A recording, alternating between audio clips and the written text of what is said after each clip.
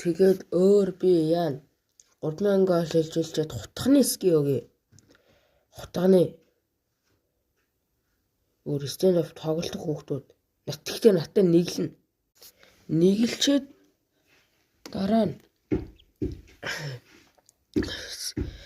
байр солидог дээр байр солихгүйгээр байр солихгүй диффьюз дээр надтай үзнэ.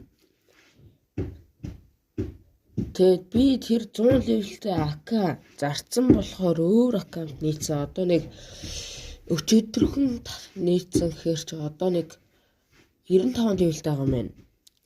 Тэгээд надтай уулзаад яач хүүхдүүд бол байгаа хаа.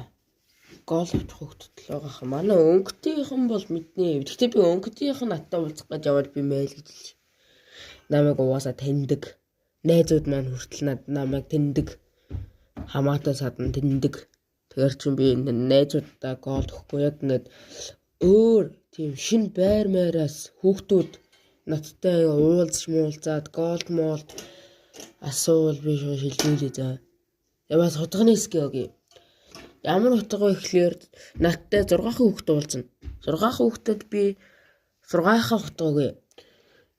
Нэгт уулзсан хүүхэд нь дуртай хутгын, хоёрт Butterfly, гуравт уулзсан хүүхэд нь Karambit, дөрөвт нь M9.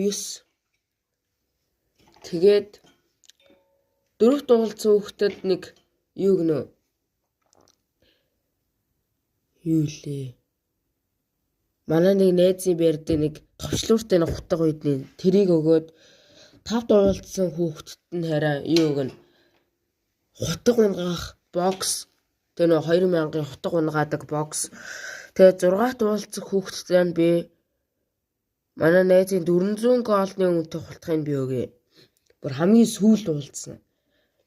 Тэгээд Бэли авахыг хүсвэл Бэлиг авахыг хүсвэл надлуу намайг дагаад subscribe, like-аас дар тэгвэл би Бэли хутга өнгөө өгье. Гол мол яахгүйгээр яг ямар хутга авахаа надлуу явуулчих. Тэгээд group chat Instagram руу надлуу явуулчаарай. Instagram.